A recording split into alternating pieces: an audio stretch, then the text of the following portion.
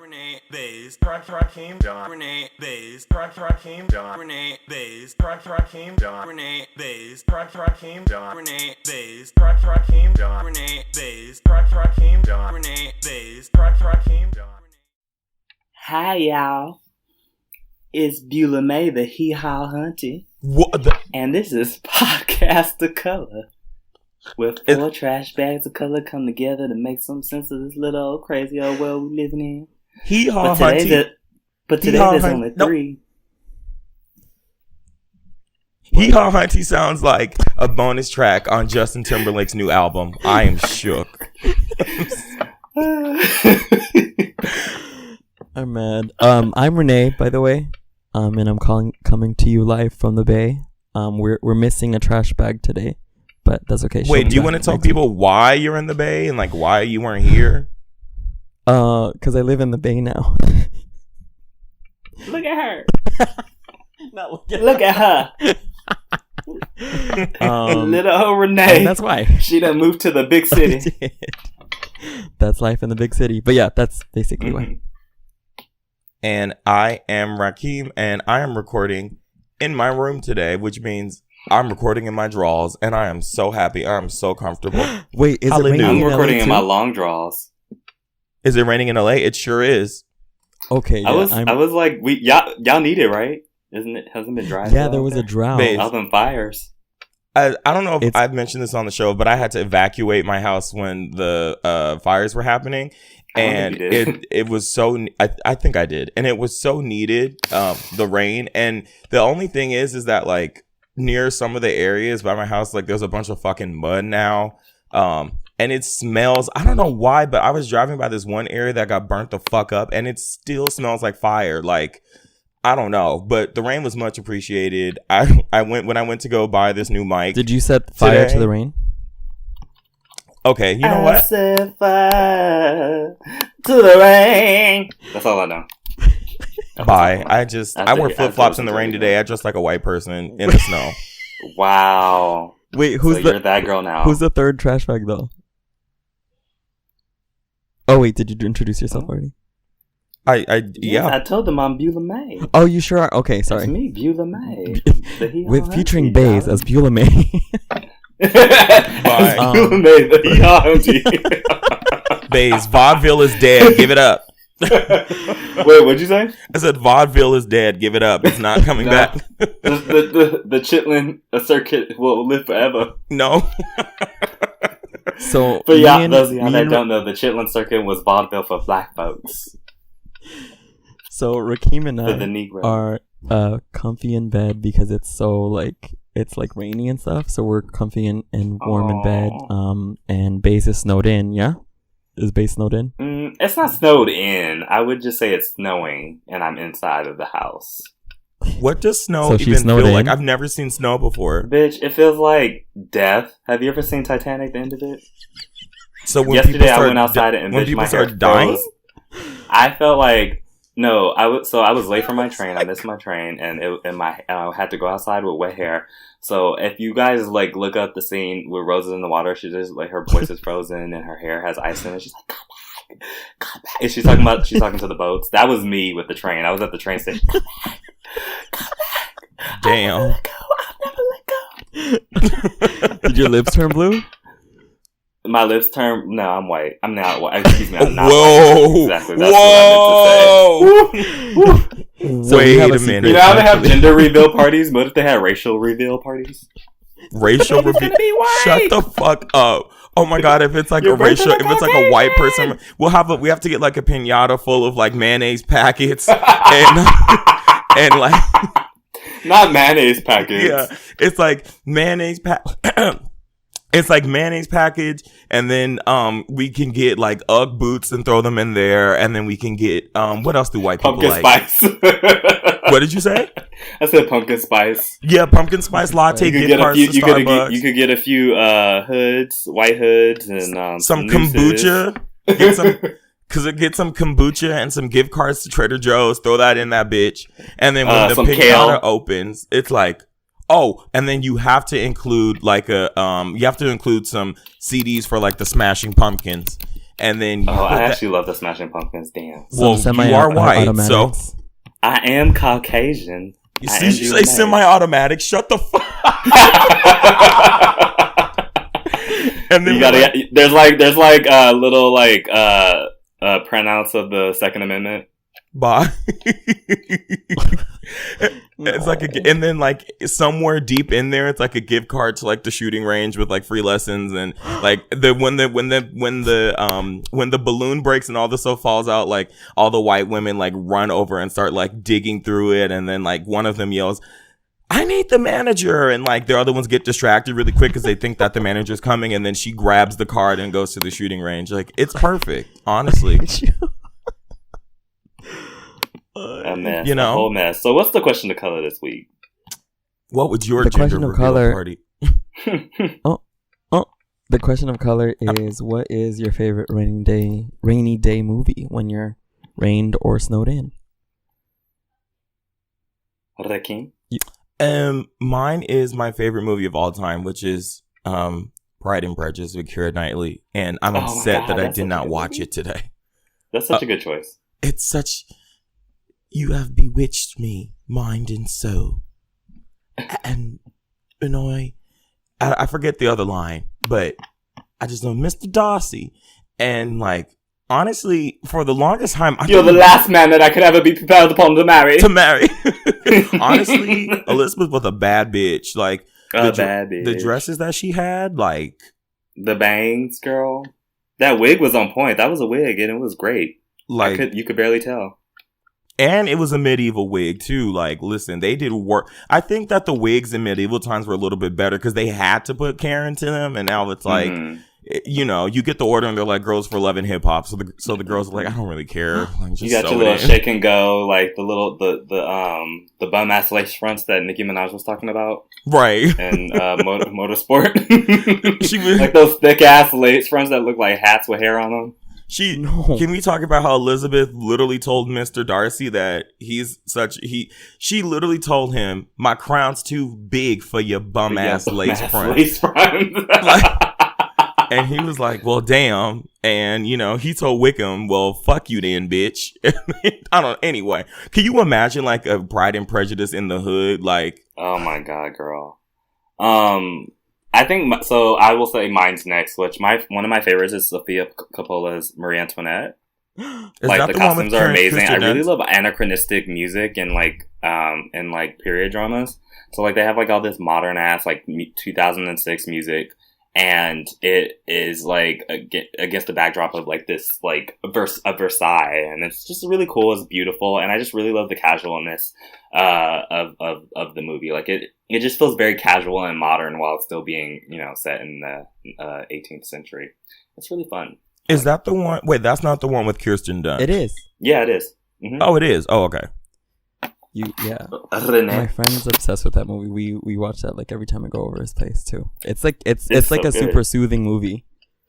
I watched it instead of the Golden Globes. I was like, I don't want to watch that shit. It's on Netflix now too.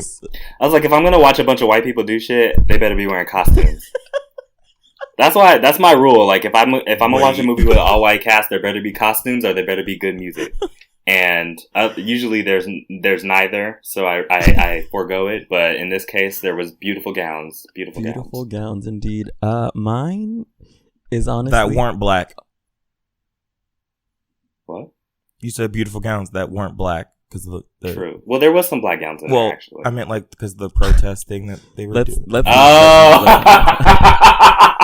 That took me a minute, sis. Go ahead, Renee. You know what? Anyway, my favorite I'm gonna say is either I think it's gonna be Romy Michelle's High School Reunion.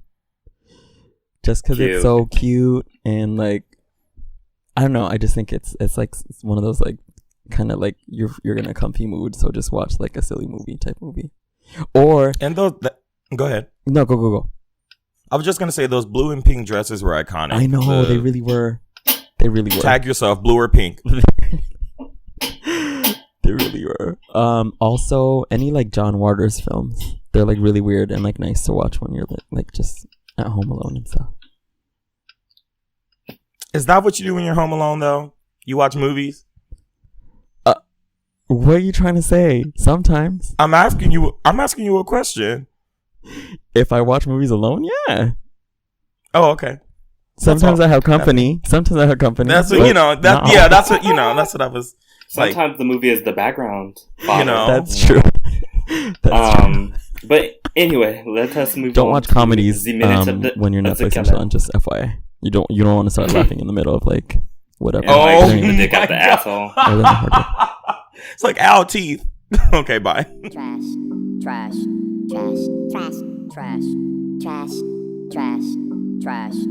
We are back. Hello. Welcome to us. This is Welcome us. to the baddest bitches on the planet. Minus Bays. Good. So that's how you gonna do me? I'm the Magneto to your Professor X. So that's how you feel? That's how you really feel? That's how I feel. Wow. So today on the docket we have Rakeem is no longer that bitch, but just a bitch. The baddest. So what did Trina say? And if you're gonna call me a bitch, put baddest in front of it. Like the blunt. So Queen Tay, Queen of the White Walkers. Oh no. Aryan goddess herself.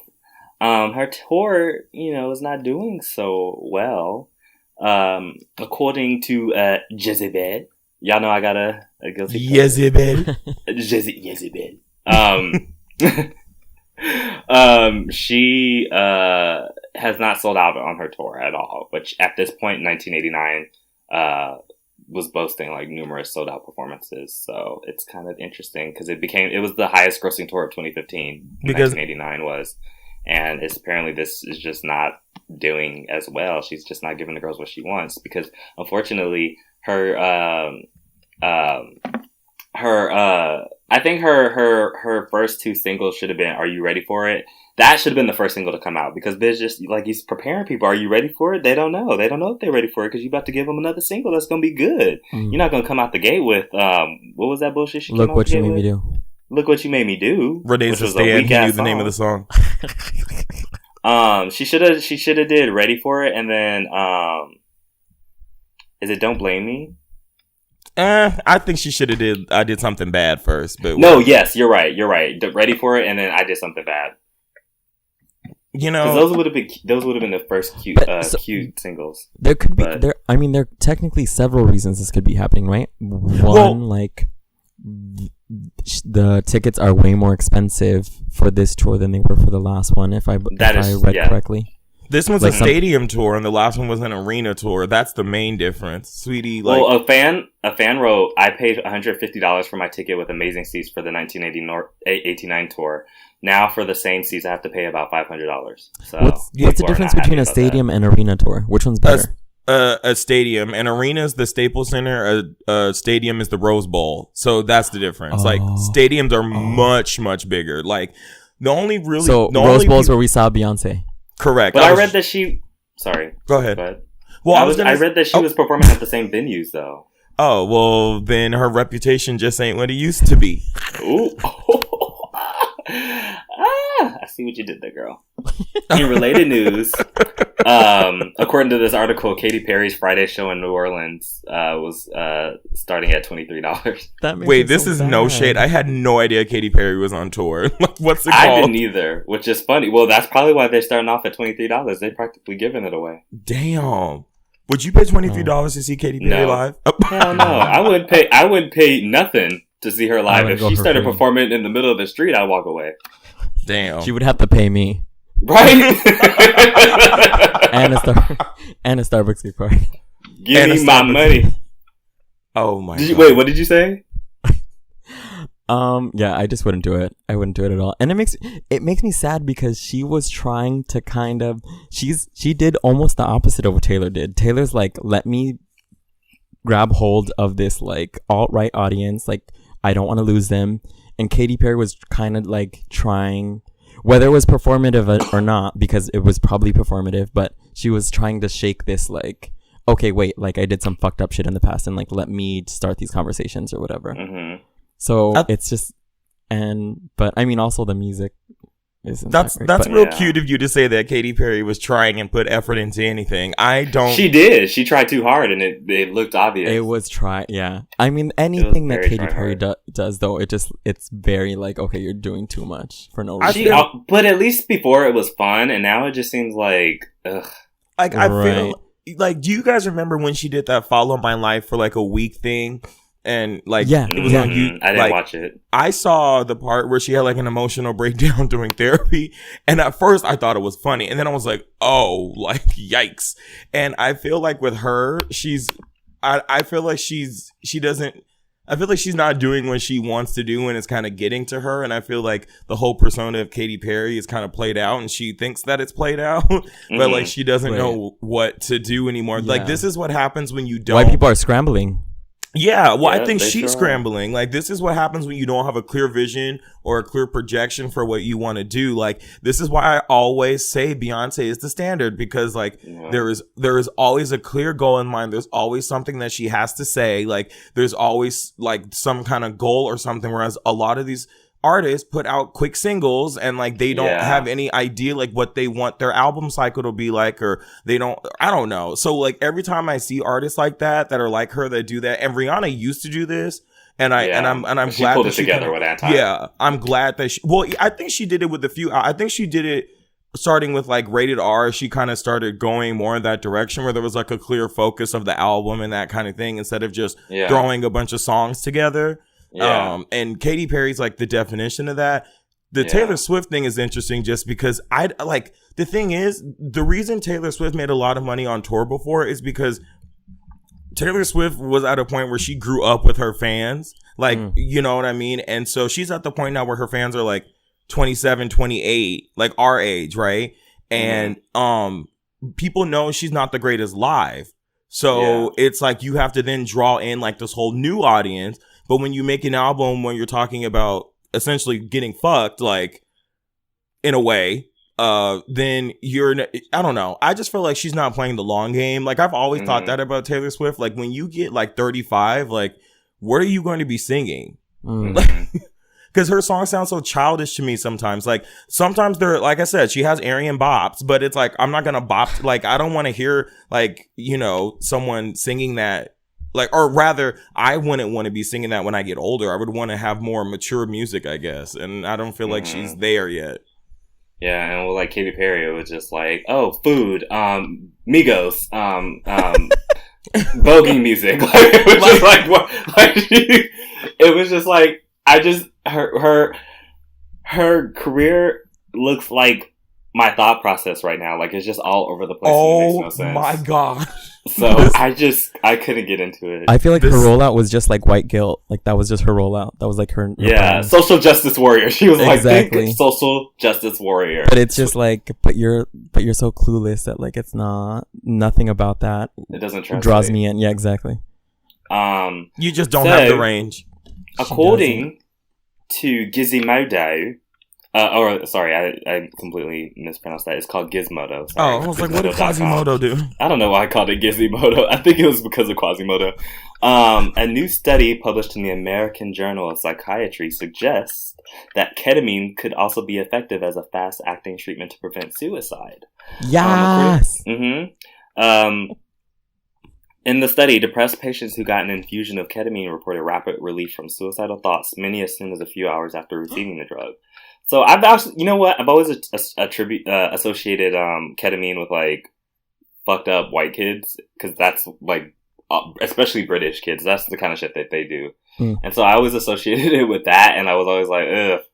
But I mean, now that I know it's gonna cure my suicidal thoughts, maybe I might have to partake. You know? Hello, darkness, my old friend. Wait, you know what's so weird? Y'all know. I mean. Or maybe the listeners don't know, but I can't really partake in a lot of drugs because it sets off my anxiety. And a lot of times it like sets it off in like really badly. But when I think about it, like the only drug really, or heavy one that like I've done the past couple of years that didn't do that was ketamine. So maybe I should just do like Special K all the time. Yeah. Special K? Is not that Special K, bitch? Girl, You going to hell. Okay. It's going on my cornflakes. I'm leaving. No thoughts of suicide. Balanced breakfast, bitch. The most important meal of the day, bitch. No Get more your special ideation. cake. As someone who went to art school and saw a lot of white kids in art school, that word came up constantly. And I, till this day, don't know what ketamine is. Like, I don't fully know what it is either. Like, it's like a tranquilizer. So you injected it? It's like heroin, bitch? Well, we snorted it. Who's we? Me and my pals. Oh, you asking her to expose her friends? Clarify, bitch. But let's not start that rumor. yeah, you can it's injectable, and it is also, I think it's injectable, and damn, I forgot. There's another way to do it. But the article said like the effects last like about a week right now, so they're trying to find a way to find like a nasal spray or something, because otherwise people would have to come in for an injection like every week. Wait, what does that mean? Effects last for a week? Like, I don't understand. Like, what does it do? So it basically helps people with their ideation, which is thoughts of suicide. And so if you get a shot of it, the effects of ideation, the effects will help you with your ideation, which makes the thoughts of suicide disappear for about a week. But then you'd have to come back and get treated again within the week. If that makes sense. So is that what? But is it taken to get high though? I'm confused. No. So the way that it's used recreationally is like you're taking high doses so that you get high. Got it. Which like everyone be careful.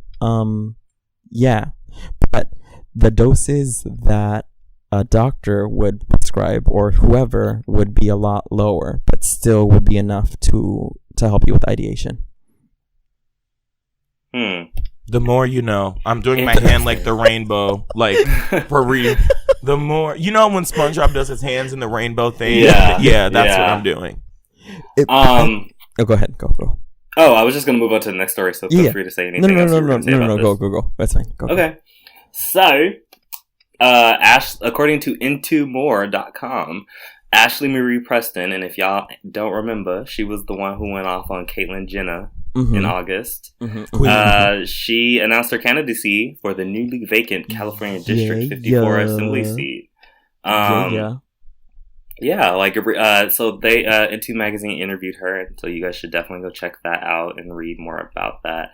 But I mean, it would be historic, to have a black trans woman on the California State Legislature as a member of the California State Legislature. That would be huge. So, and if you read the article, she like really knows her shit, and she's really covering like, I feel like all bases, because a lot of times, like, you look up to a politician, you're just like, oh, you're hoping for them to like understand like the way everything works, but they're like really kind of like, I guess, 2D and like kind of just like surface level progressive.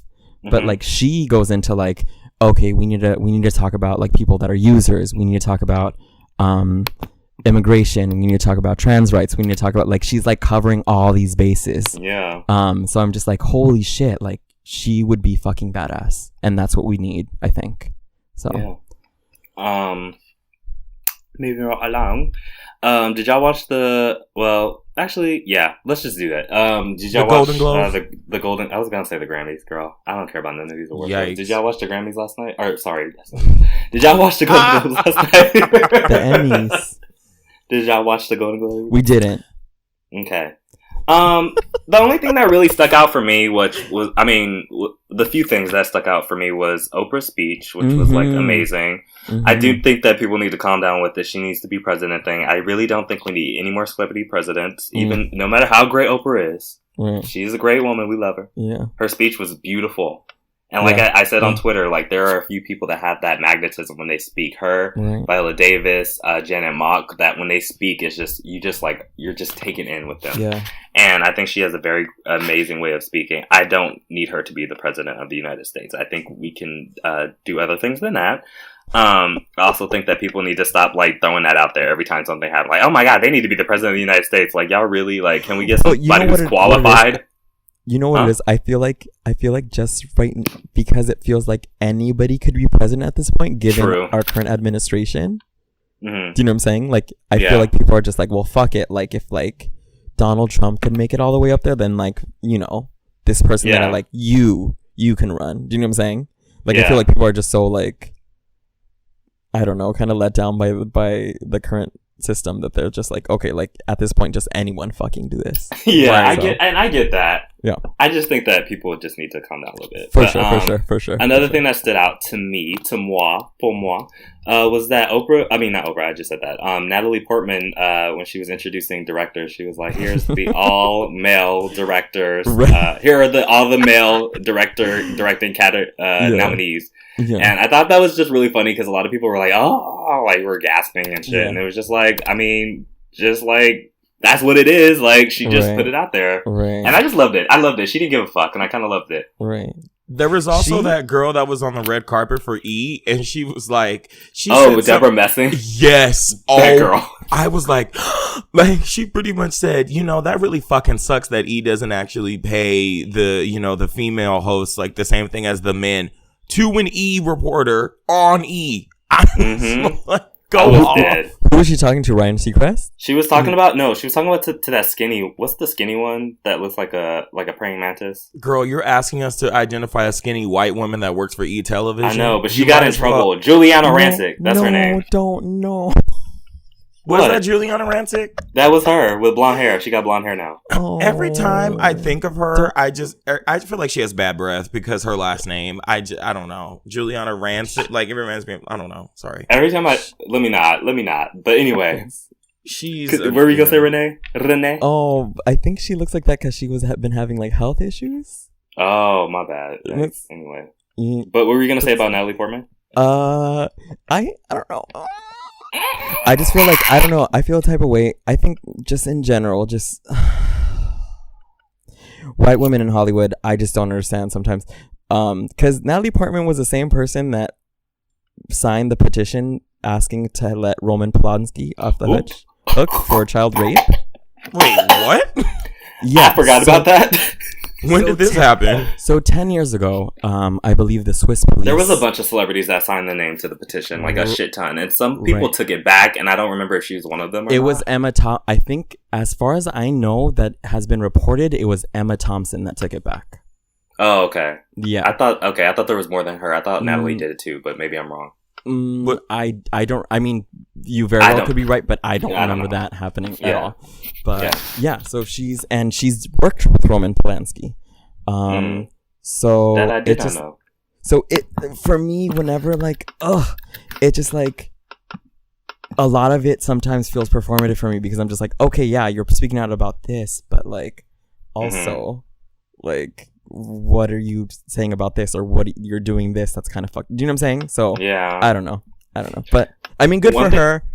And a lot of people were saying too, like, she keeps saying like male celebrities, but she has like privilege over like male directors of color, maybe in the. But I mean, I don't know.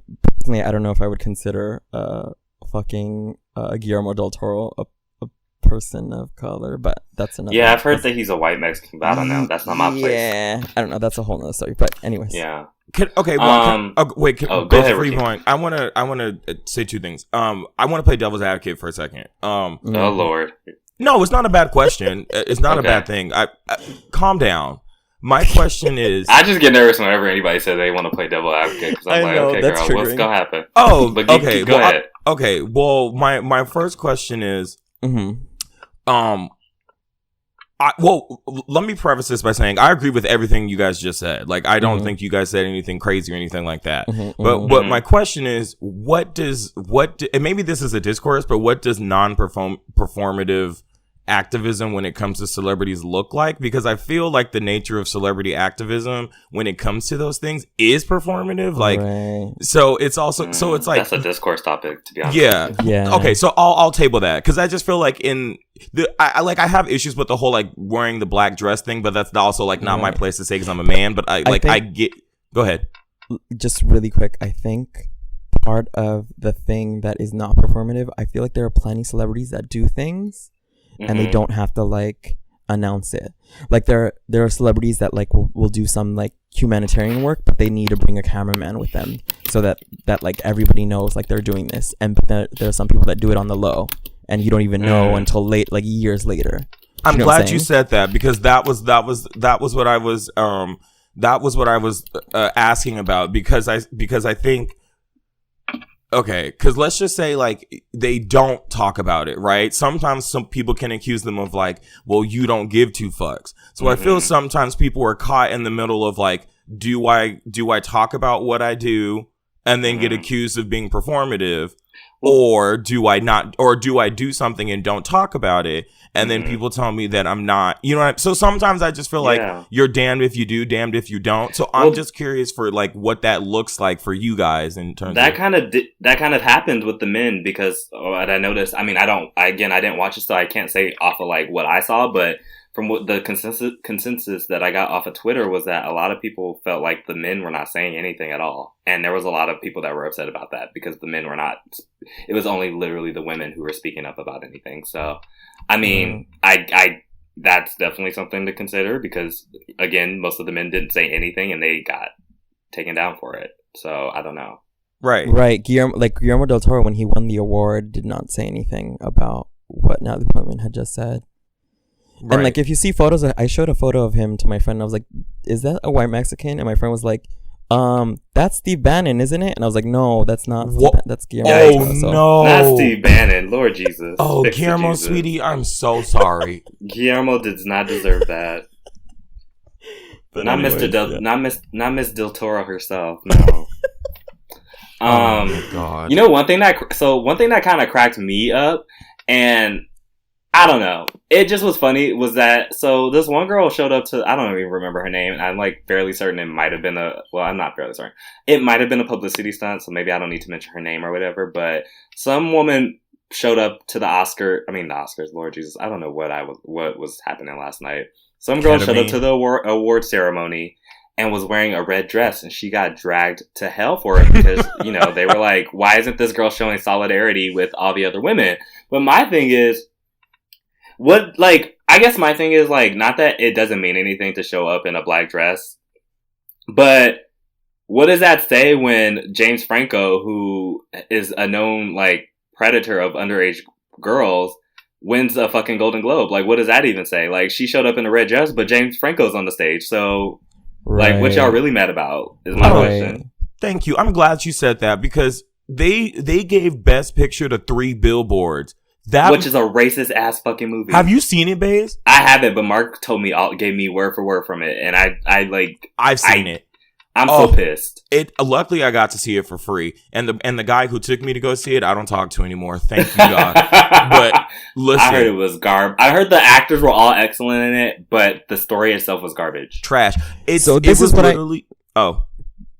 really quick, but this is what I mean when I say that, like, some of this feels performative, because it's selective.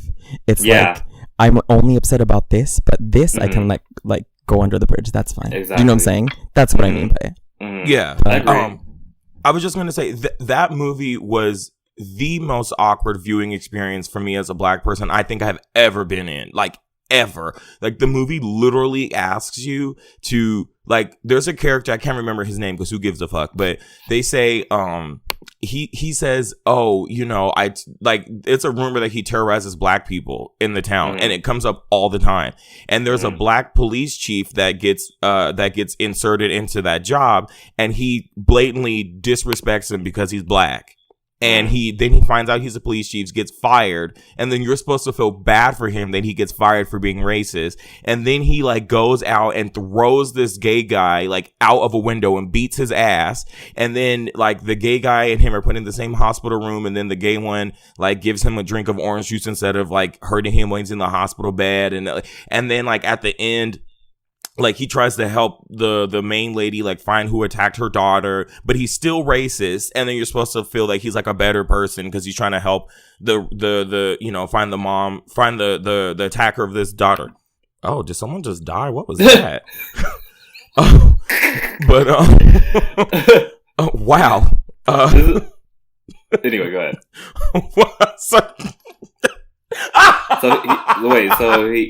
That just scared the shit out of me. I'm sorry.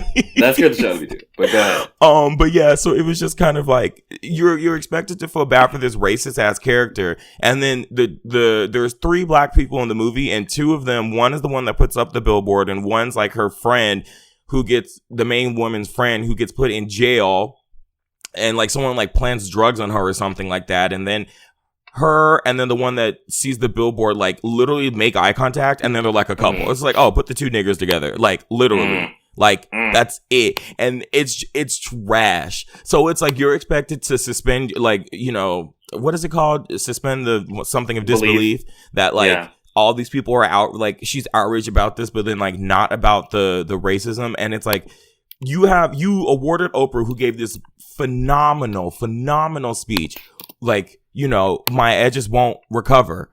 And actually, I feel like they did recover. I take that back. And then like you award this movie that literally praises the things that she just said were trash. So like, I mean, we all know like what these things are about. So I get like why Renee's like hesitant about things, but it's just like, my thing is too is like, they could have nominated Greta Gerwig, which again I haven't seen Lady Bird, but I heard was phenomenal, and from what I've heard, she was just as worthy of being in that category as any of the men were. So it's just like the whole thing is garbage. Like y'all have this stance, but all the Best Actresses nominations were white, and you have this. You're all upset about this red dress, but fucking James Franco, who is a known predator, is winning the fucking Best Actor award, and y'all are upset about this red dress, but fucking 3 Billboards is winning all these awards, and sweeping the Golden Globe. So it's just like, at the end of the day, what are y'all really mad about? Because y'all sitting up here mad about a dress when like the real shit that y'all should be mad about is like y'all not saying anything about it. And it's always like the black women that are up there talking about like intersectional issues, like you know what I mean? And like, because Oprah said like, a lot of women in this room, like, so she acknowledged the fact that it was white women and black women and all kinds of different women. And she said all girls. And it's just like so many times, like you have to just, I don't know. I get why y'all are frustrated, because it just seems like the only issue, it always seems like gender, or I don't want to say gender, but maybe that. Well, it's always one or the other. One or the other. Race or like gender. And it's like, it's never both. So it's award shows or whatever. So I mean, to be honest, we all knew what this was going to be about. Like all these people wearing black to an event that already calls for black attire is just, you know. But whatever. I don't know how are you going to wear black but not nominate black people? You know, that's the real tea. That's the real motherfucking tea on that. Anyway, Ava DuVernay is my choice for Best Director for the Family Feud video. That's all I have to say. Yes. I didn't even know she directed that. I haven't seen it yet. Girl. Is it on YouTube yet? Because that's when I'm going to see it. It is on YouTube. Okay. Because I'm not paying no motherfucking title. $9.99, bitch. I hit that. To be honest with you, I used the podcast email to get a free trial. You bitch, now I can't do it if I have to ever need it. So I guess we can get into this Hoscos situation. I guess we can talk about that a little bit. So to give y'all a little bit of the background, I was on Mike.com. And I was, and I rarely read Mike just because I have like some issues with some of the stuff they be posting. But anyway, Evan Ross Katz wrote an article for Mike.com, and it was about Hoscos, which is a popular Instagram account followed by over 314,000 users. Not my black ass. It's spelled HOSCOS, I guess. And the issue basically is that I guess the aesthetic is black and white pictures of white people, white men, and their abs, and that's the aesthetic of the Instagram. And what happened was y'all can read all the names in the article if you want to look it up. But one dude on Instagram reached out to them, DM'd them about it, and was like, "Girl, why you ain't got no like people of color? Why you ain't got no like other body types on here?" And the response was, let me read it. I wish I would post thicker people, but I cannot find photos that make me fall in love, or even Asians. What the fuck? And what the fuck? I just okay. So no, garbage, of course, garbage, absolute garbage.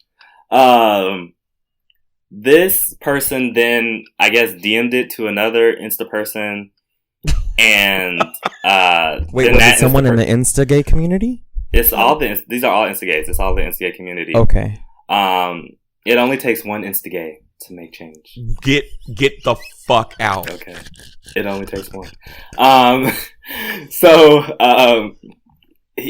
For then it's then you know it was disseminated around the Instagay community, and they organized, and you know they used their voices to speak out against this injustice. And here's my, you know why I'm being like kind of flippant about it is because I was reading this article, and to be honest with you, I was just laughing. I was laughing, and I'll tell you why I was laughing. I was laughing because, and I wasn't even mad about this. I really wasn't. Like, I just thought it was funny. Because initially, John and Renee were talking about this, and I was like, I didn't know what they were really talking about, and I was like, y'all are giving this whole thing a bit much, because I also didn't care about the Instagram. I'm so used to going on Instagrams and there being no black people, and them being like, you know, just for a specific body type, that I'm just like, okay, I just won't follow that Instagram. It's like clearly not for me. And like, it's not that, I don't know, like it's bad that they do that, but like, you know what I mean? What are you going to do? Like go off of every Instagram that has a bunch of white naked men? Like that's all of them. Like that's the majority of them. So like, what are you going to do? Be mad all the time? I just don't have the energy for it. So I was just like, you know what? It is what it is. But I was laughing because I was going through all of the Instagrams of all the people that were talking about this, and all the people named in the article. And what was interesting to me was that not on any of these people's Instagrams did I see any black people, one. And not to say that you need to have black people before you can talk about this, but I was just like, y'all talking about like, you know, there's like all kinds of like quotes about like, you know, we need to change the way that we look at beauty, and we need to change beauty standards, and we need to think about it. And it's just like, y'all, like, clearly y'all have thoughts, and you can put them together and form words, and they make sense. But what you're saying and what you're practicing is it's not consistent. So I'm seeing your Instagrams, and y'all all like, you know, maybe you have friends that are black. Maybe you have friends that don't have body types like yours, but all of y'all's Instagrams look like exactly the same. The only difference between the Hosco's Instagram and y'all's Instagram is that I guess y'all are people of color, so your Instagram is inherently more diverse than theirs is. But like, I guess like y'all use a different swatch in the foundation at Fenty Beauty or whatever. But like, other than that, I don't really see much of a difference between the Instagrams. Oh no. Right. Like, I'm just being real with y'all. Like, what is Hosco's doing? Hosco's is, I guess, one person. I'm assuming. I don't know. From what I'm seeing, it's one person. He curates his Instagram. He presents a certain image.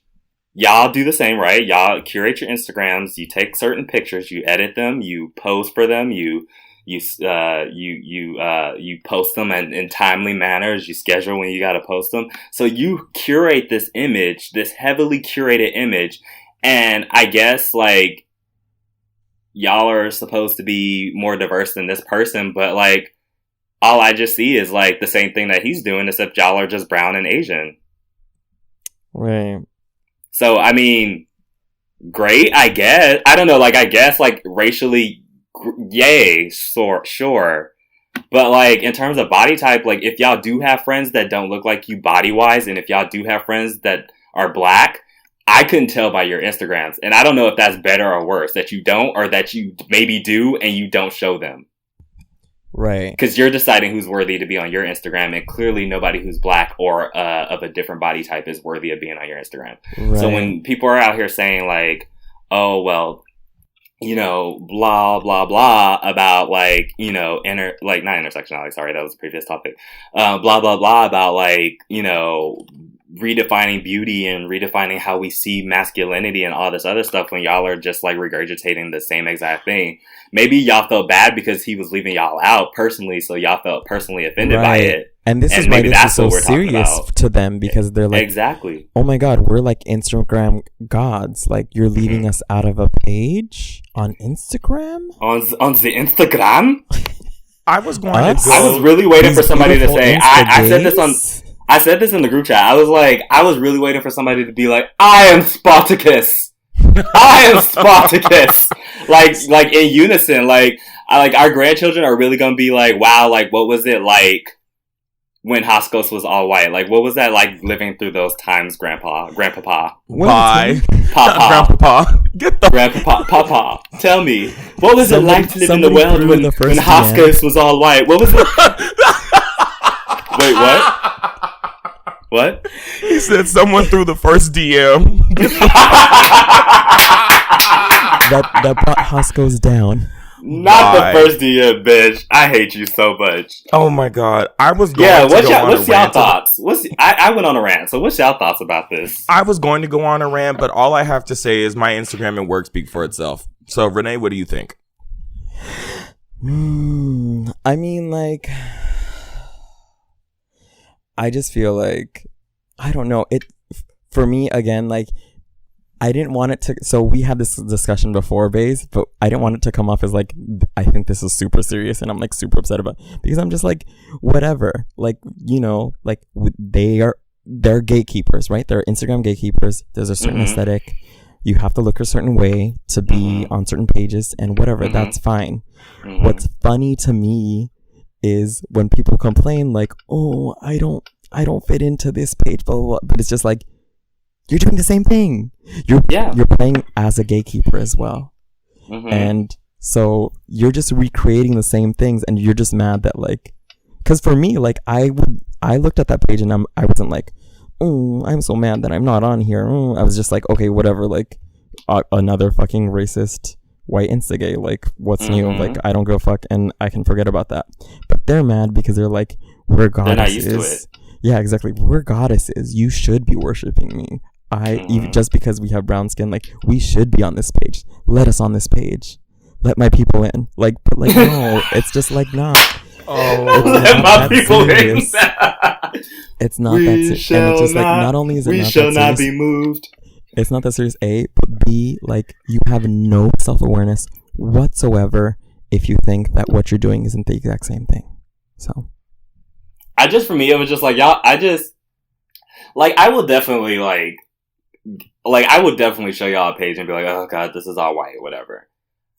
I just can't imagine putting this much energy into this. Like, I just don't think it's not even that I think that the person, like, what they said about Asian people and like thicker people not making them fall in love or whatever is complete and utter bullshit, and they should 100% be shamed for it. There's no world in which that is okay. I think for me, it was just the initial, like, I think for me, what bothers me is, I mean, I don't know. It's not that they took issue with what was said. It was that you take issue with them doing what you do. Yeah, only exactly. They just are a little bit more exclusive, and then that they're excluding race. Exactly. But you're almost as exclusive as they are. Right. So to me, it's just like, it's not even that you can't talk about this thing.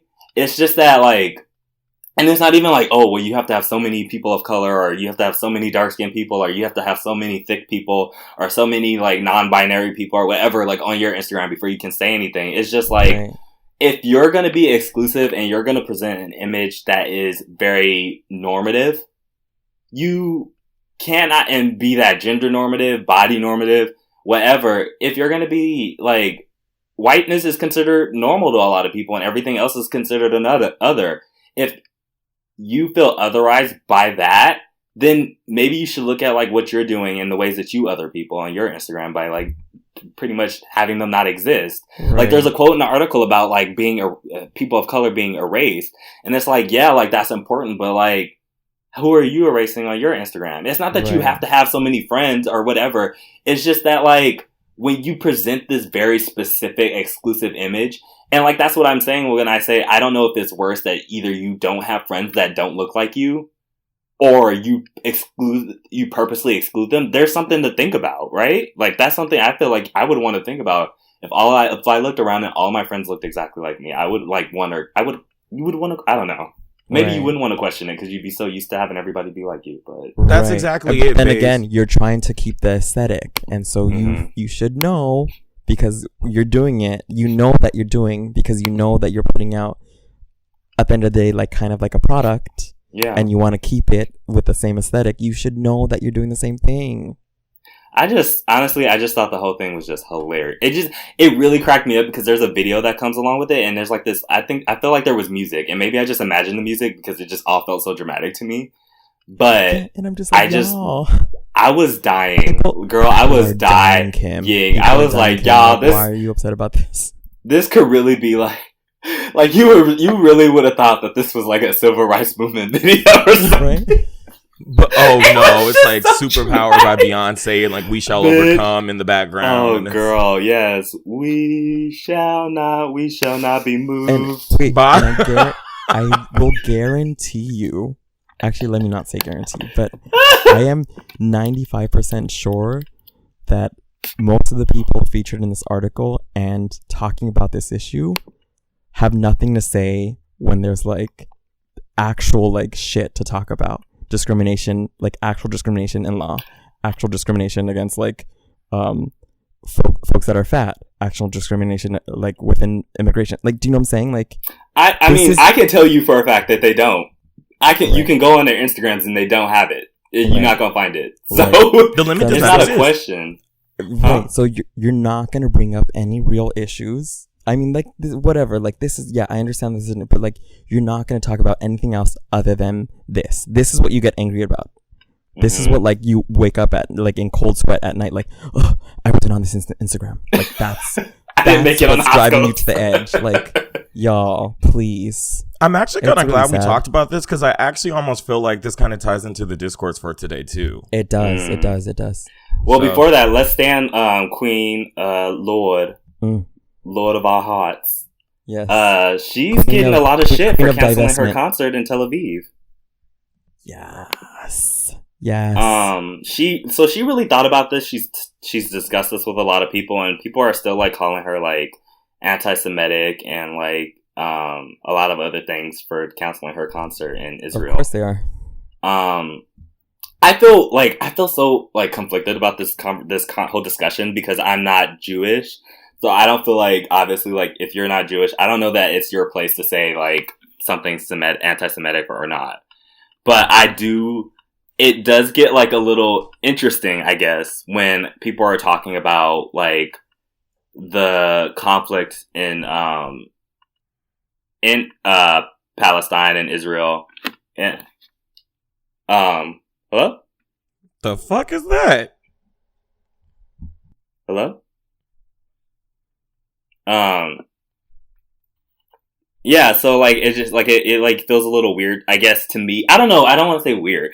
It just feels interesting, we'll say, when people, like, are talking about that, and they're talking about, well, like, you know, like, people are like, oh, well, Israel is so, like, gay-friendly, and then, you know, like, you think about the fact that, like, gay Palestinians are blackmailed to inform against their family members, you know what I mean, in Palestine. The Israeli government does that. So it's like, y'all are talking about, like, how, like, forward they are with a lot of these other issues, but, like, you know, they're trying to, like, kick all the black people out of the country. So it's just, like, it's just interesting that, like, anytime somebody says something, like, I don't know, I guess I just feel like when it comes to, like, black people, like, if we talk about, like, how homophobic a lot of African countries are, I don't think it's inherently racist to say, oh, well, like, the legislation in Ghana or whatever is, like, homophobic. I don't think that's necessarily inherently anti-black. The conversation can become anti-black, you know, when people hyper-focus on, like, African countries instead of, like, focusing on the fact that, like, there's, like, many causes, and obviously, like, it's a lot more complicated than, you know, the Africans hate the gays. You know what I mean? Like, there's more to the story. But at the same time, like, yeah, like, the legislation is fucked up, and, like, a lot of the people in power are super homophobic in a lot of African countries, and that's just what it is. You know what I mean? So it's just, like, I get, like, how the conversation can become anti-Semitic, but I don't know. I don't know when people like just throw like and just call people anti-Semitic for simply bringing something up or for simply stating like a discomfort with basically the way that like people are being treated. So I don't know, but anyway, like, you know, I'm just gonna shout out Lorde for doing this. She didn't just do it on a whim. Like, she really thought about this. She talked to people about this, and this is a decision she came to after thinking about it and talking to people about it deeply, you know? So it's like, I don't know. Queen I think of divestment. Anti-colonial. Never been done before. Do you have a name for her? You had Ariane Tifa Grande. What's Lorde's name? I want to say... I came up with Ariane Tifa Grande. Oh, okay, my bad. You came up with Aliana Grande then. You came up with one of them. I'm just going to say Lord of Divestment. That's what I'm going to say. I guess I want to end this on a good note. The royal wedding is happening in May, and Obama is probably going to be invited. The British government is really nervous about Trump's reaction to not being invited while Obama is invited, so they're trying to like pressure Prince Harry to not invite Trump. I mean, not invite Obama. But I just want to say that I'm really living for the stroke that Trump will hopefully have when he sees Obama at that royal wedding on TV, and his ass is sitting on the toilet eating his steak with ketchup. He's gonna be like sad. I don't ever want to think about him on a toilet. We were supposed to end this on a happy note, and now I feel disgusted. This is okay, but that's where he lives, girl. That's his home. Toilet, sweetie. I'm so sorry you got to endure that. Damn. Any last things anybody wants to mention? Shout out to LeVar Ball for starting his own like pro basketball company or whatever. I don't know how the term. Oh, that's right. But apparently, it's supposed to be like in competition with the NCAA. So, you know, I'm just always here for Black people like coming through and creating their own thing and like just cutting out the middleman, the white man, if you will. And yeah, so I guess that's it for Men's with Colors. Does anybody else have anything to add? Nope. Go watch the Family Feud video. I will.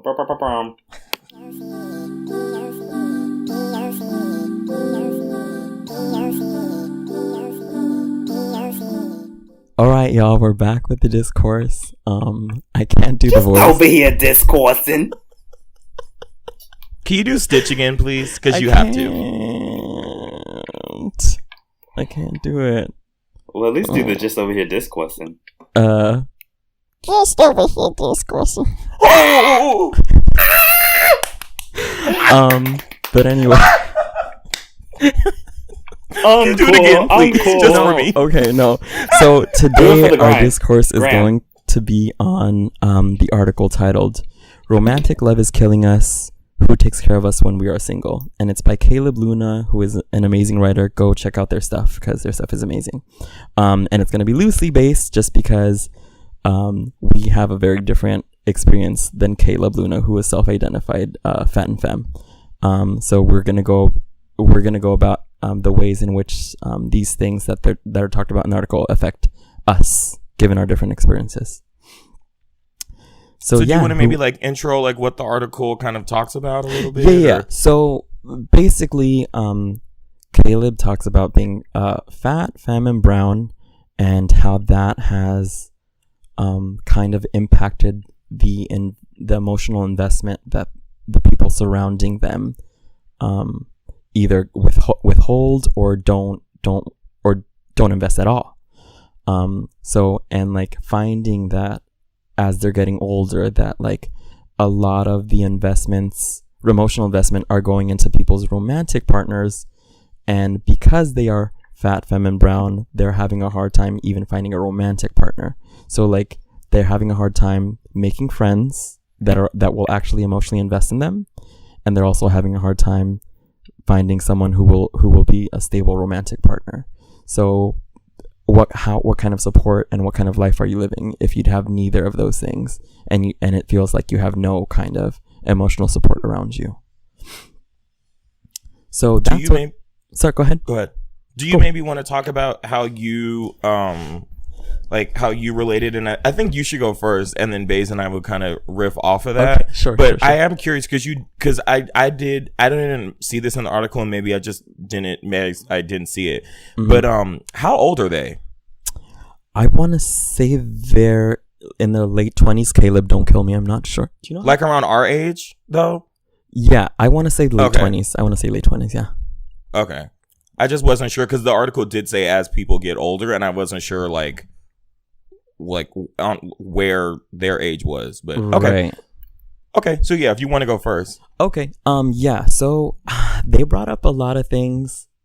And y'all know, I think, the listeners don't know, but Baze and Rakeem, like, y'all know how much I gripe about this in general. But they brought up a lot of things. Renee could have ghostwritten this article. I mean, but they honestly and truly, they bring up a lot of things that I'm just like, yes, okay, like, you get it, like, you get, like, what I'm feeling. And, I think, so, there is I'm gonna try to go to where my mind is going right now, which is like probably the easiest thing, and I think I'm a bit lucky, and like maybe I don't know.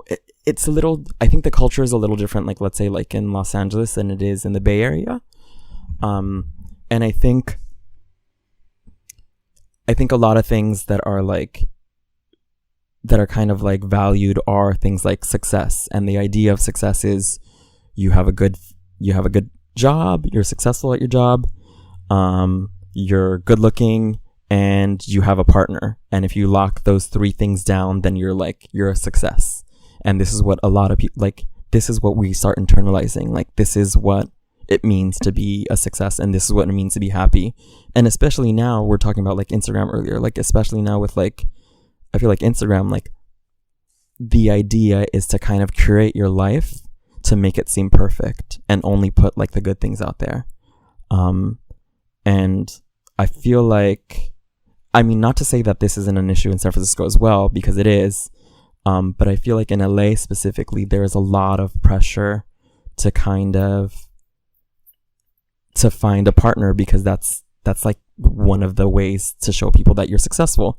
Somebody likes you romantically, so that validates you as a person, and you want to let everyone know like, hey, I'm valid as a person because I'm, somebody loves me and someone's interested in me romantically. Do you know what I'm saying? And when I think that happens and like people start to focus solely sometimes on who they're dating or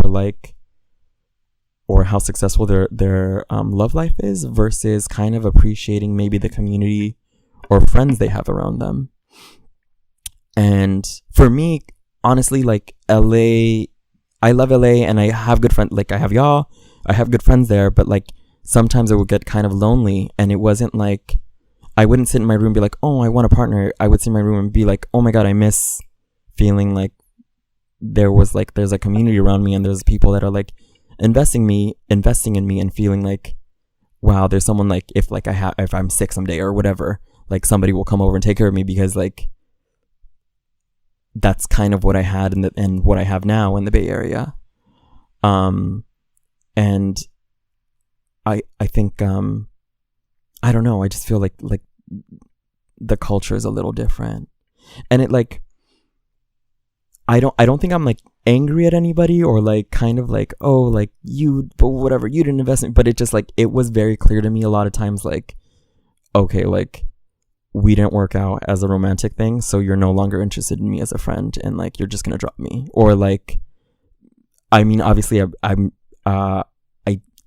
my experience here is a little different, but like something like I'm like working class, I'm living at home still, like I don't offer a lot of people like a lot of like, I guess, glitz, or like I'm not like incredibly successful. Like I'm basically not a trophy. And what a lot of people were looking for in LA were like trophies or like arm candy. And I think because of that, like I was cut off from not only a lot of romantic, kind of like a romantic future with a lot of people, but also like with friendships from people. So it just like because I don't know, like I think, and like I've been there before, like I get it, like I think like I really learned once I moved to LA, like holy shit, like I shouldn't have invested in my romantic relationships as much as I did, because those are not incredibly stable, or like everything that like I knew as soon as I left like the Bay Area, I was like, oh shit, like I had a really good thing, and I had a really good like community. I had people that like really invested and took care of me, and I did the same for them, but just like I kind of like took it for granted because I was just focused on like my romantic relationships all the time. But yeah, I think that's kind of where I'm at. Baze, do you want to go next? I want to go last. Well, let me. I've been trying to find the article, so I could go over it again. But I mean, there were some basic points that I remember from it that I thought like it was super valid. But however, there were some points that I was just like, I guess this is how I feel about the situation. I feel like you have only so much, just so much energy to give a relationship. Right. And you don't have an infinite amount of that. Right. And so it's not to say that what they're saying is invalid, and definitely, you know, if you can find people that also feel like that, then, you know, that's great. But I think it's a little unfair to, well, I guess life isn't fair, so I guess that's maybe not the best point to make. But I just don't think it's realistic to expect people to divest of the emotional. What am I trying to say here? I know what labor. I'm trying to say, but I just don't have the words. Not necessarily the emotional labor. I mean, I guess you could say that, but like the emotional investment. Yes, the emotional investment in every relationship that you have. You know what I mean? Because at the end of the day, we all prioritize relationships in our lives, and there's some people that all of us. You don't prioritize any of your relationships. None of your relationships. Oh, I thought you meant like romantic relationships. Okay, yeah. No, I mean in general, we all prioritize relationships with certain people over other relationships with other people. And so it's just like, I think that when you have a partner, especially somebody that you're like living with, you know, and that person becomes such a part of your life, like I just think I don't think it's realistic to expect that people will be like, well, you're just as, you know, and like I'm going to put just as much energy into this as I put into all of my friendships, because I just can't imagine. I just don't even have that energy. I'd be looking at my phone sometimes and be seeing the text, and I'm just like, you know what? I need a break. I get off of work and I see it, and I'm just like, you know, right. I don't really want to do this right now. And it's not because I don't like love the people that are messaging me. Sometimes I don't even want to talk to my mom. You know what I mean? Right. I put more. I think. Maybe this is wrong, but I put more energy into my relationship with my boyfriend than I do with my own mom, and I love her to death. But I just don't have it in me to give that, what I give to my boyfriend, to everybody. Right. And I don't even have what I give to y'all to give to everybody else. You know what I mean? So it's just like, I don't think that's what's being argued, and I think it's just like when it's all going there, and like that's it. Do you know what I'm saying?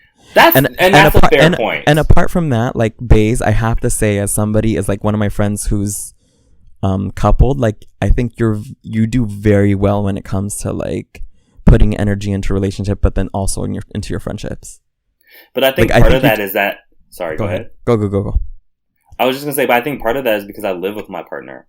Sure. Like, if I didn't live with Mark and I had to go and see him, you know what I mean? And the only time I could communicate with him was, like, via text or phone calls. Sure. I think that other people would hear a lot less from me, to be honest with you. Right. And it's not to say that they wouldn't hear at all from me, that they just would hear less from me. I think it's a little bit easier to give as much energy. Ooh, where is that coming from? Ring the alarm. That's not. I've been through this too long, but I'll be damned if I see another chick on your arm. Won't you ring the alarm? Goes into the reggae transition. Bum bum bum bum bum bum bum. But yeah, it's just like, I think that it's easier for me than it is for people that are not living with their partner and don't see their partner every day. Because I could just go and be like, I'll see the nigga at home later. Right. And you don't have to put like effort into like making the plans of like seeing them and like blocking out days and stuff like that. Exactly. So, I mean, I get what they're saying because I also, like, we've talked about this before. I also hate people who like get into a relationship and they just completely disappear because you really can't expect people to be there for you when you get out, when you're ready to come back out of the shadows and see folks. And that's what I think that's a big gripe of mine is just like seeing people disappear and then like hitting you up when like something's going wrong. And then it's just like, no, like I'm not like your backup like friend. Like I don't do halftime friendship shit. Yeah, but I guess I feel like what's being argued is that like your friend feels like they're being not prioritized as they get older. People are deprioritized as they get older. People are not like prioritizing them the same way that they prioritize the people that they're romantically in relationships with. And I don't know if that's even an issue in the Bay Area where like everybody like has a fucking third partner and fourth and fifth. Like, I don't know where you're going to find a situation where people are not going to be prioritizing their relationships. I don't know. I'm not saying that, you know, I don't know. I don't know. I mean, I get what you're saying. This is their experience and they're talking about what they need out of life. So it's not like for me to say like, you shouldn't want this. But at the same time, they have a very specific experience. Yeah. And that's not my experience, but I just say for like in general, like if you're a person who like expects that your friends are not going to like prioritize their romantic relationships, then I think that's going to be like, I wish you luck on finding someone like that. Cause I don't know anybody who would do that. Right. It's funny. Go ahead. Go. Oh, no. Go ahead. No, I'll respond after. No, go.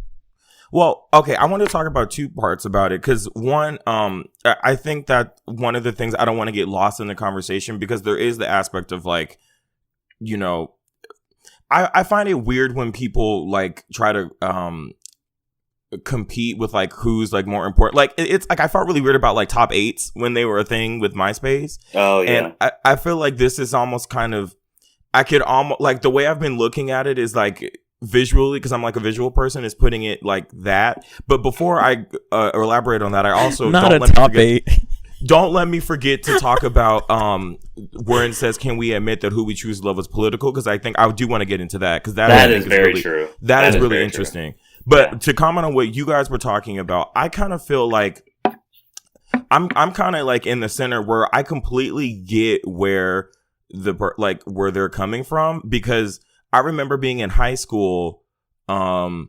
this is when I still convinced myself that I like girls.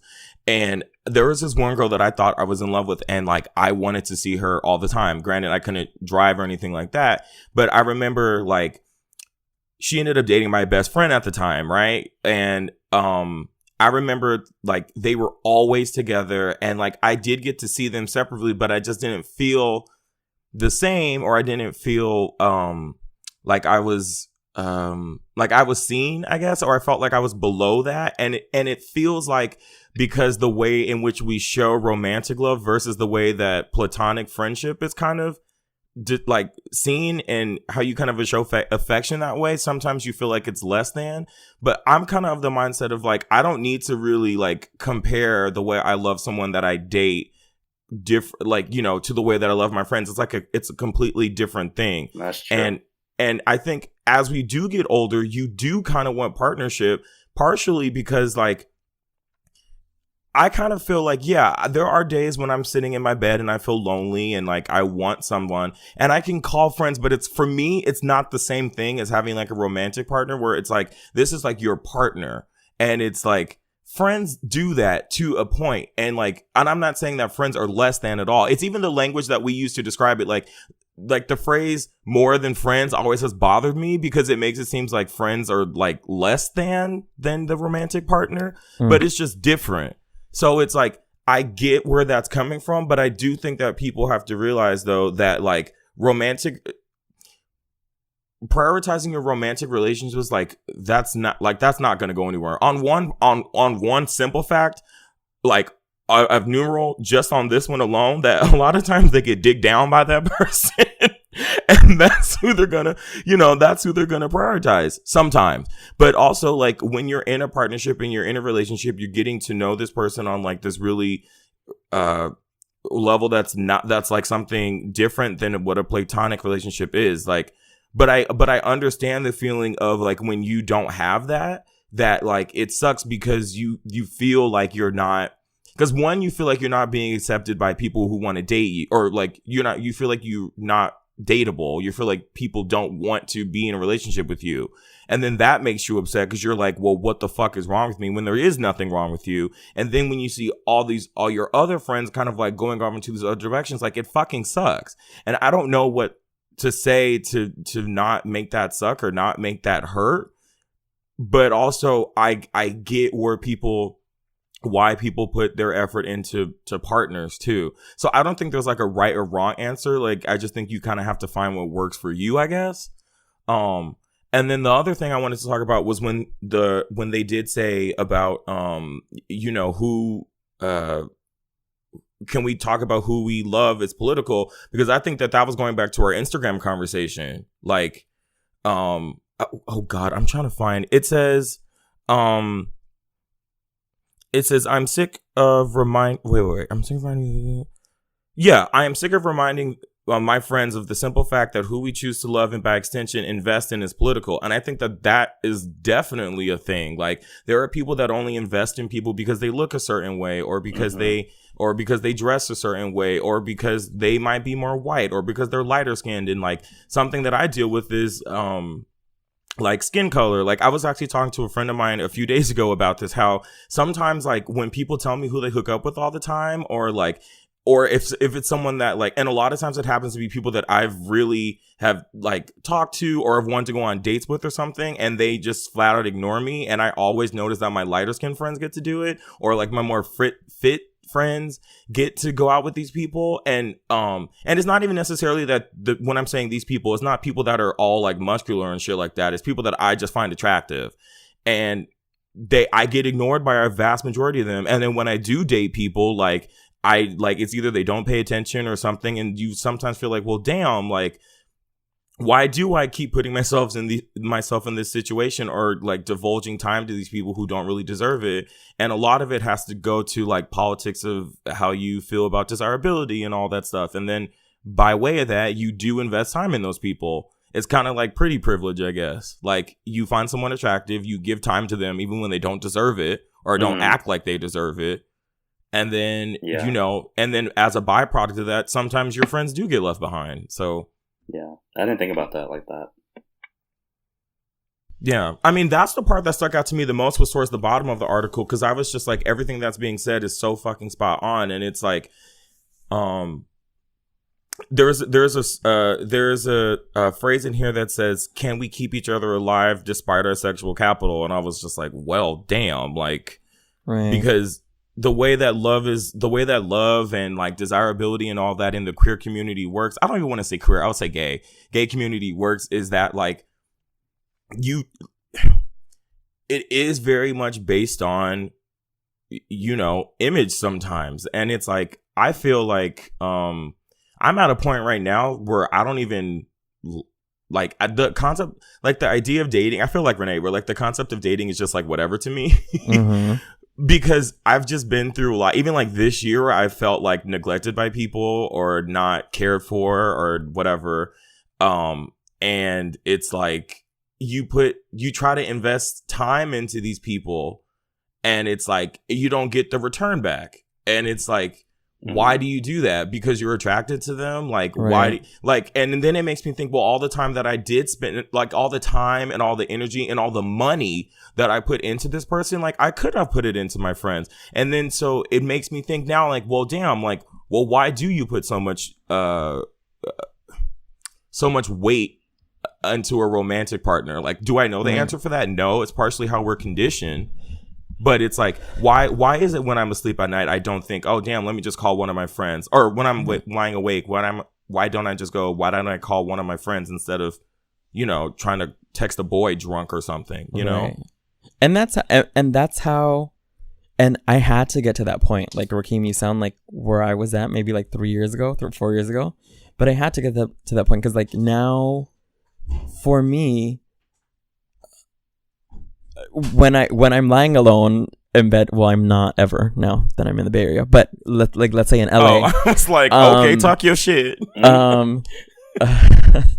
But in LA, like if I was lying, I knew like, okay, I could call like my friend, like that's who I wanted to be around, or that's who I wanted to contact, was one of my several best friends. And it's just like, and that's kind of how it works. Like, I don't know. It's weird. Like I just had this like really kind of fucked up thing happen to me in my romantic life, recently. And like maybe 3 years ago, I would kind of be really, upset about it and like sad and like kind of like heartbroken. And literally like just after it happened, I just went over to my friend's house and I like forgot it even happened, because I'm just like, why am I going to be sad about this thing, this romantic love that I was putting a lot of effort into?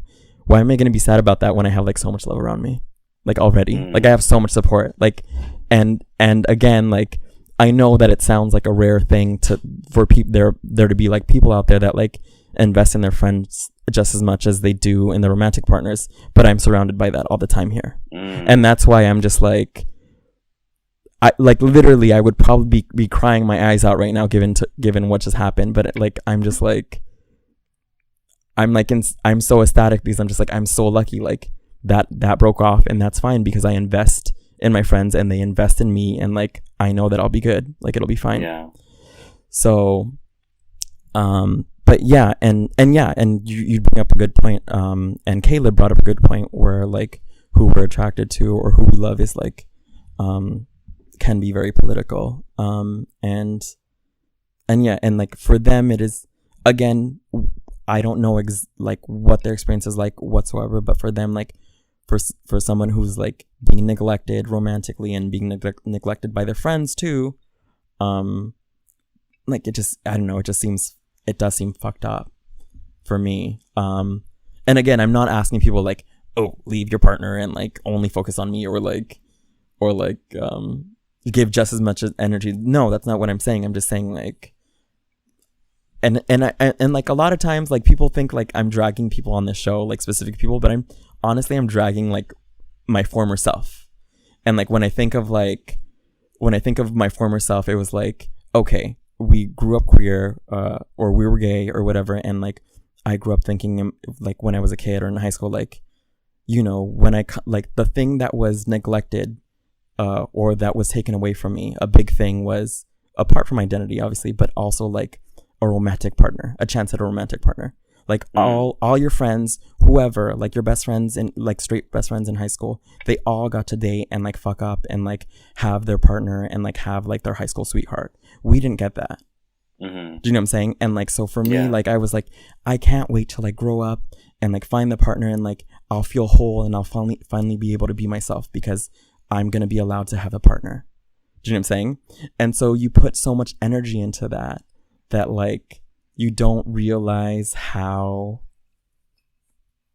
like fucked up it becomes, that like that's all you want, like that's all where all your energy is going to, and like you don't realize how lucky you are to have some of the people around you that you're neglecting. And I think, and apart from that, it'll fuck up your love life because you're putting so much energy into wanting, like picking out a person and saying like, hey, you are the one, I want you to be the one, and like, let's get together. And like people pick up on that desperation, and people just pick up on that loneliness, and they know that you're lonely and desperate. And part of that is because you don't have the support around you because you're not investing in it. So it's just like, you're fucking your own shit up by neglecting the friendships that you have around you.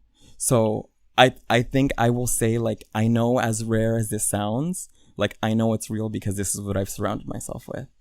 And this is what I'm like, and like, again, like I would not be alive today. I would not be speaking to you right now if it wasn't for like the friends that I have had that like invest in me, regardless of whether they're dating and investing heavily in their romantic partners or not. Yeah, it's so interesting hearing different people's perspectives on this, because I think something you said, Renee, that really resonated with me was like about how your friends were growing up and they had, they were dating and whatever, and like that's something that they didn't, they had and you didn't, so that's something that you wanted. And I feel like that's kind of sometimes it made me think, because I feel like that's sometimes where I'm kind of at. And I'm gonna be really honest, I like to be really good at sharing things, but then like not really sharing things, but I'm actually going to share something like right. So this weekend I did an art reception, and like for the show that I curated completely by myself, and this in like the same week this Out magazine came out thing, and I got recognized by them, and then the same week I got to announce that I worked with this clothing brand on a lookbook for them, right? And it's like I got to do all these amazing things, and I got really excited about it. But then like when John took me out after the reception with a few other friends to go to a bar and like drink and celebrate, and I felt really great being with my friends, but like there was this little thing inside of me that just felt weird, because I felt like I didn't have a partner to share it with.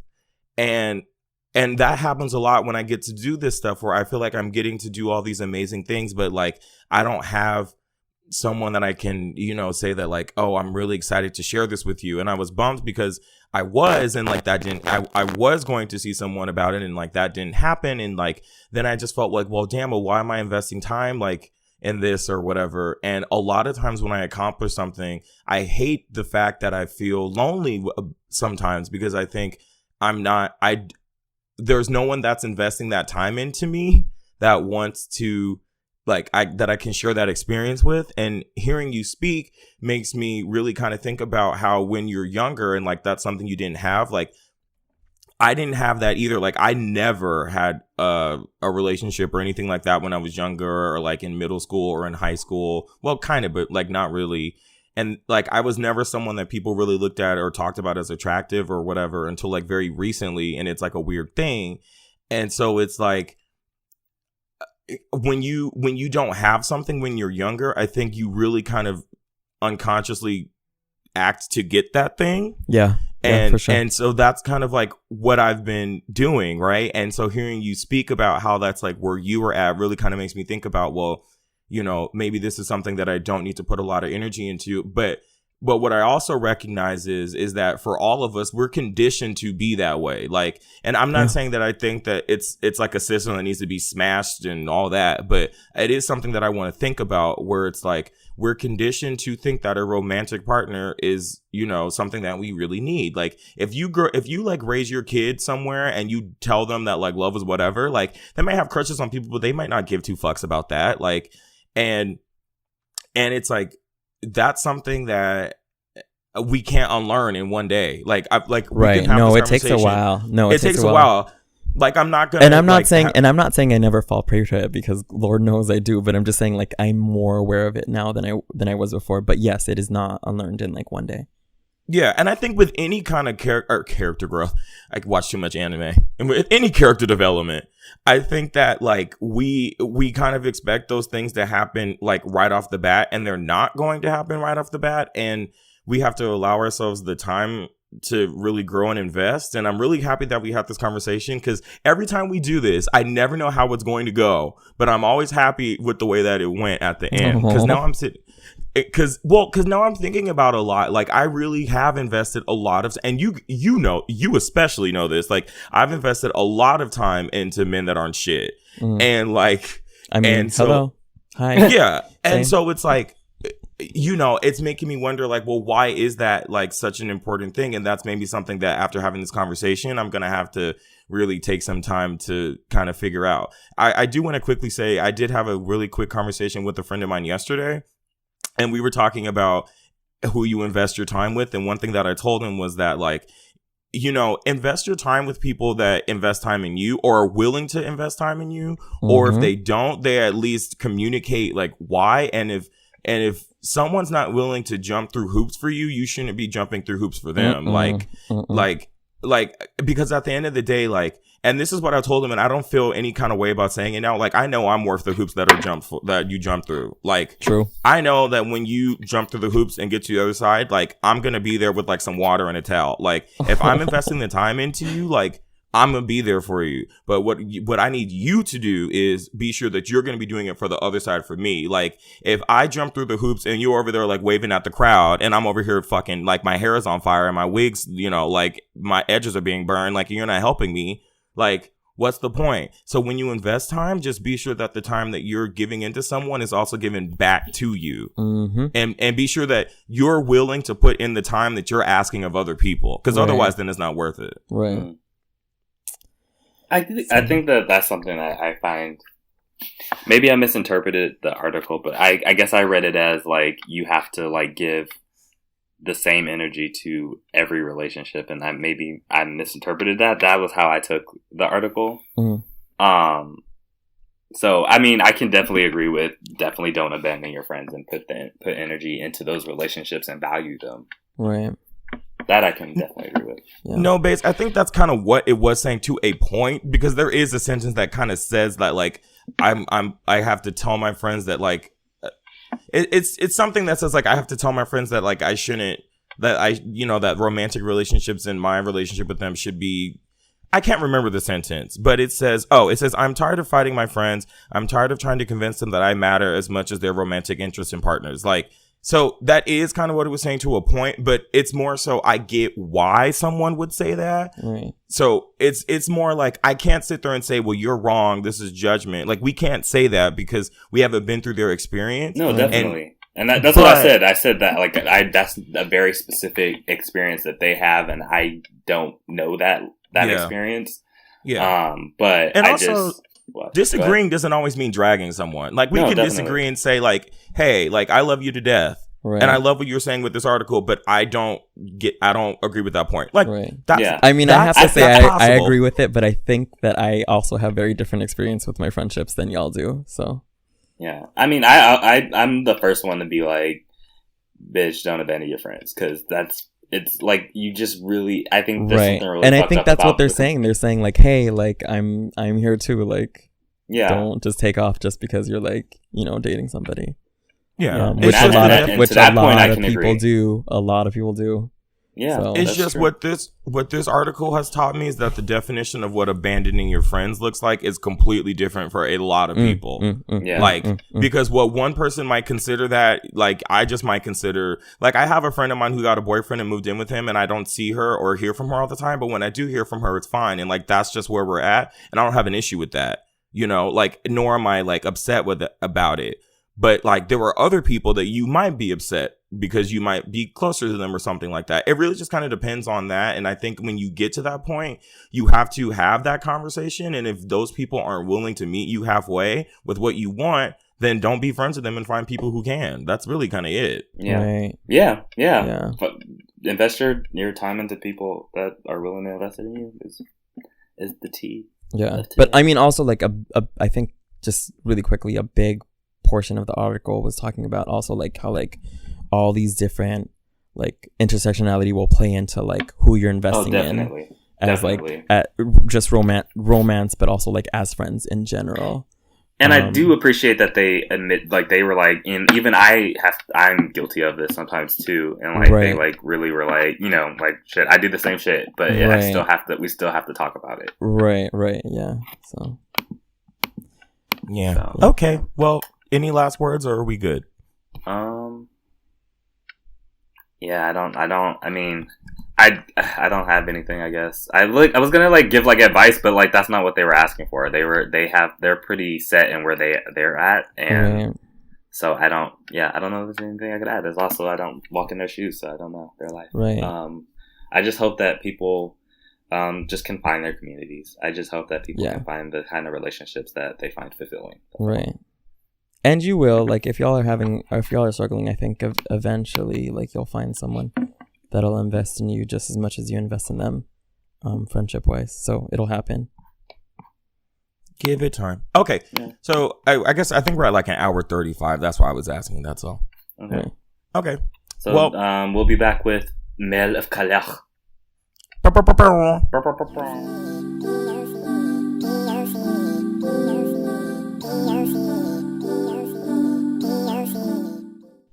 Hey, y'all.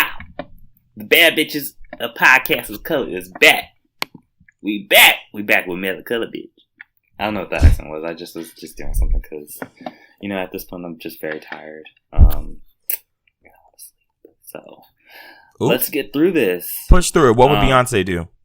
Oh, you're right, girl. Let me snap it up. Snap it up. What would she do? Hello, y'all. What would be? What did I say my name was earlier? Beulah May. Beulah something. Beulah. Beulah May McKenna. The Yeehaw Hunty. Yes. If Beulah ain't sleeping, no one is sleeping. I ain't getting no sleep because of y'all. Y'all ain't gonna sleep because of me. So from this person, they say, "Hello, trashbags. My style started out from appropriated frat boy with crew necks and boat shoes to flaming lumbersexual wearing nothing but flannels and boots all the time. But I think now it's like a weird mix of androgyho and dapper streetwear. I think that's what the kids call it. I have a quick question for babes. Where do you normally get your high-waisted pants? I want to start wearing them, but I simply don't know where to find them. Thanks. Love y'all." What kind of circle jerk of a question? Like you couldn't just fucking respond to this.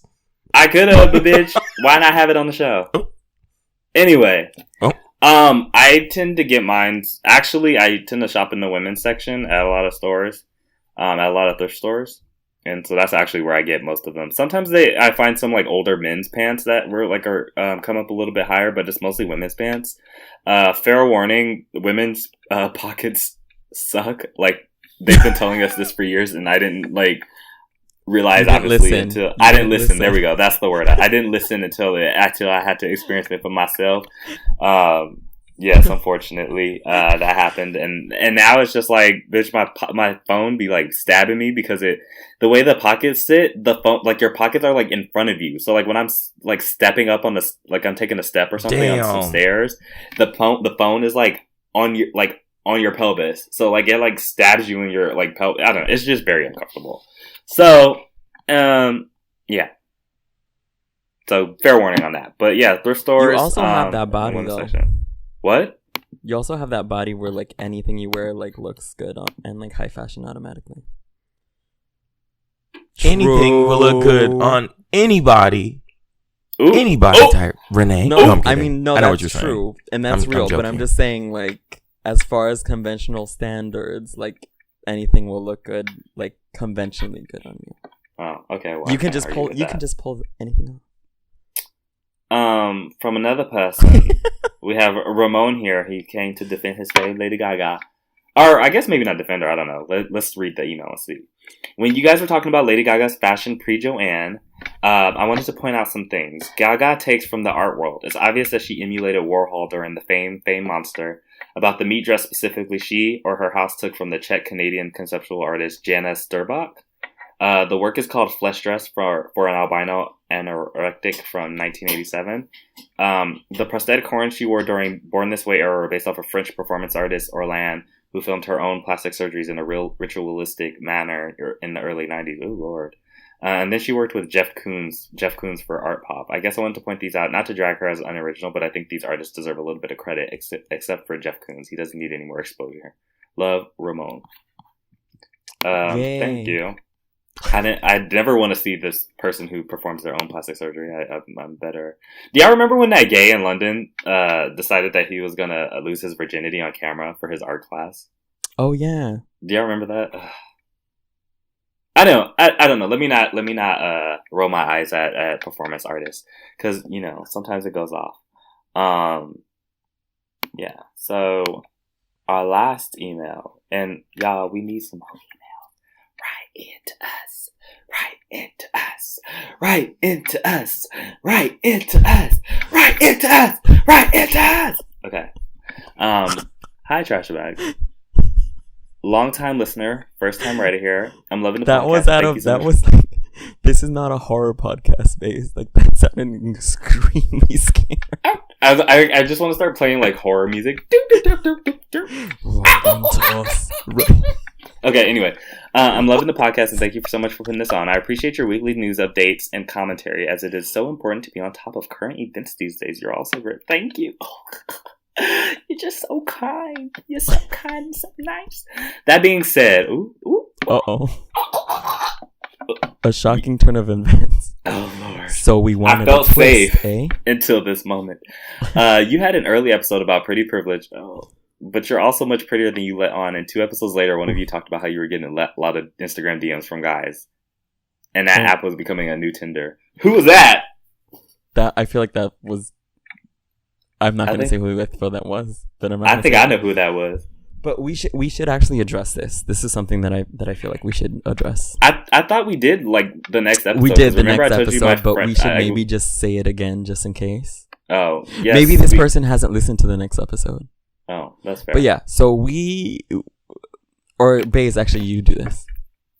Why I gotta do it? So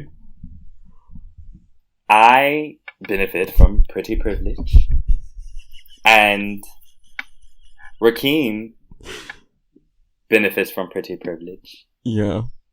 And Renee benefits from pretty privilege. Not me. Let me be serious. And John, we are all beautiful people. Right. Conventionally and unconventionally. I don't know if we're all I wouldn't say conventionally. But here's the thing. We have some conventional things about us. Yes. And we do get attention for a look. So we should own up to that for sure. Mm-hmm. I think it is just a little hard for like a lot of us to accept it because we kind of grew up thinking that we were ugly and being told that we were ugly. Mm-hmm. And so now that we're older, we're like kind of like, I guess, quote unquote, coming into ourselves and starting to get attention. Like it's still like, for me, it's still a little weird. Yeah. Like I would never say to somebody like, if like somebody was like somebody just to say to my friends like, oh, is Renee good looking? Like I wouldn't expect my friend to be like, yes, but they do. Do you know what I'm saying? Yeah. Like it's weird to me. I'm just like, here's what I said. I have my feelings, let me just say really quick. Sorry. Go ahead.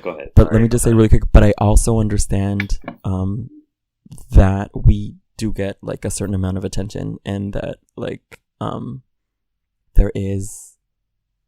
I understand that there's reaction. I just don't. I don't process it as such because I'm used to we're so away from the convention. I feel like.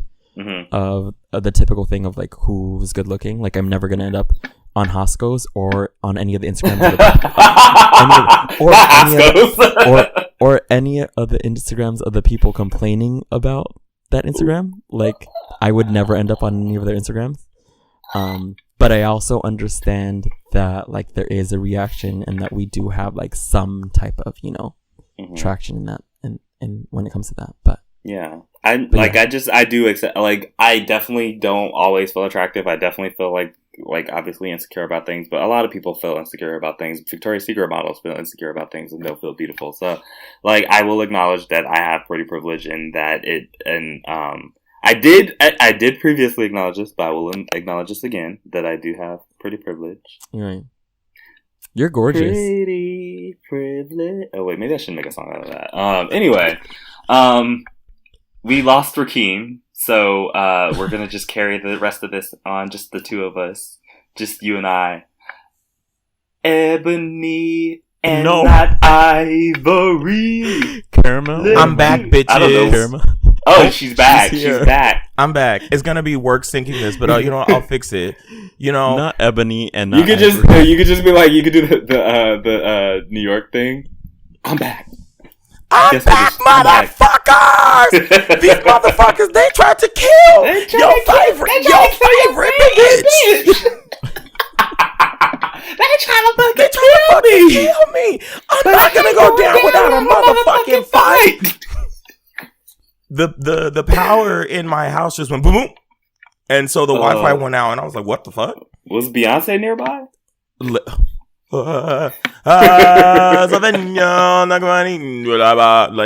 I would. But so to continue with the thing, they said, if you want, I have a slightly messy story to add to your collection. I'm on a gay men's dodgeball league. The two most conventionally attractive guys hooked up. The one younger guy, 23, wanted a relationship. The other one didn't. Things got awkward, and the older guy, 28, stopped coming. He wasn't good at the game, but I wish it hadn't come to that. Well, y'all supposed to tell us about y'all's messy stuff. I want to hear about y'all's. Not base. I want to hear the deep down, the dirty. Wait, I'm just joking. I don't want to hear no dirty shit. Don't tell me nothing about no incest. Rakeem, we were just talking about our pretty privilege. Yeah, we were acknowledging. I acknowledged yours for you. What did you say? I said Rakeem is a pretty ass bitch. Out Magazine just named her as the Instagram to follow because she's like Instagay now. She about to be on Hosco. Stop. But I'm black. She about to be on Hosco. They allowed the blacks on now. But not that the Instagays that fought for our rights, girl. Oh, I'm so sorry. The blacks are on there. I forgot the first DM. Wait, what's was the name of the Instagay that threw the first DM at Hosco? We're not gonna do that. We're gonna let history name them. We're not gonna be messy on podcast. They're gonna be in textbooks 10 years from now. But yeah, like now that they have set their people free, they had us. They done the new Moses. Really, if we really being real, like Harriet Tubman, who? Oh, sweet. Oh, girl. Y'all to like change the motherfucking game. Y'all, we could be on Hoscos now, girl. No, not them. Not Hoscos, bitch. Not the underground thirst post. I feel so free, bitch. Like I haven't felt this free since 1865 when the Emancipation Proclamation. The Emancipation Proclamation happened, girl. Jim Crow is over. Jim Crow is shook. Jim Crow. Are you kidding? Racism in 2018, not on the Instagay's watch. We don't know that. We don't taste that. We don't smell that. Next stop, Trump. They used to put no blacks on when you would go to water fountains and in schools, and then they moved them to Instagram profiles. The Instagays, but yes, oh my god! But the Instagays, they were persistent. But they persisted, They said we nevertheless shall not. Nevertheless, the Instagays persisted, and we shall not be moved. That's what they said. I believe that was them who said. They said get up off of that bus seat so a white person can sit down. And the Instagay said, "Not on my watch." No, what they actually said was get up off of that bus seat so they can sit down. And the Instagays are like, okay. Not on my watch. I misread that part in the history book. Do you think they're gonna have this in the history books, like in gay history, the LGBT section? It's gonna be right after gay marriage was by the Supreme Court. They were like, but there were so many more issues. Even though the Supreme Court... And then Hoscos. Then Hoscos right there. It's going to be Hoscos versus the people. And it's going to go straight to the Supreme Court. And I cannot... Straight to the Supreme Court. Bitch. Yes. This is when why... we get Ruth Bader Ginsburg. This is why elections are important. Because Neil Gorsuch is going to dissent. It's going to be a really hard battle. But, we're here. And we're here for the fight. We're here to do the work. Yes. I'm just, y'all, so moved. This is just a historic moment that we're living through, and I'm just so proud to be alive at this time. I'm so happy. I'm really actually, you guys, I'm actually getting a little emotional. Why did God give me? The fact that God let us live to see this moment in history. Not why did God give me this? Why did He give me this? Why did God give me this? Why did He give me these gifts? We're going to hell. Anyway, so that's gonna be podcast of Kalach. A big shout out and a big thanks to Out Magazine for posting our girl, and the show, and the show. If I eat my niggas eat. Shout out to Twitter for making my tweet go viral and giving our podcast some extra followers on the Twitter, and just thanks. Shout out to y'all for listening to us and still being here. Like, wow, like it's been almost a year, y'all. Like in 2 months, we'll have hit a year, and we're almost at 50 episodes.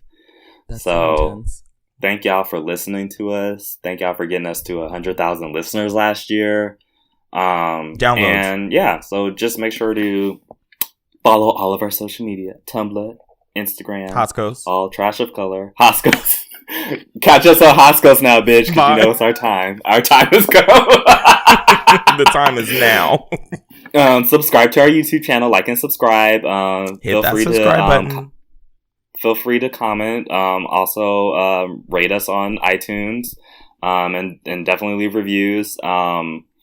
Swipe right on Tinder, all that, We're Trash of Color on Twitter, which is I'm gonna make a podcast of color Tinder. Holy fuck, I'm gonna do it. Oh my bitch, for what? Social experiment. Okay, well, enjoy that. Anyway, thank y'all for everything, and we'll see y'all next week.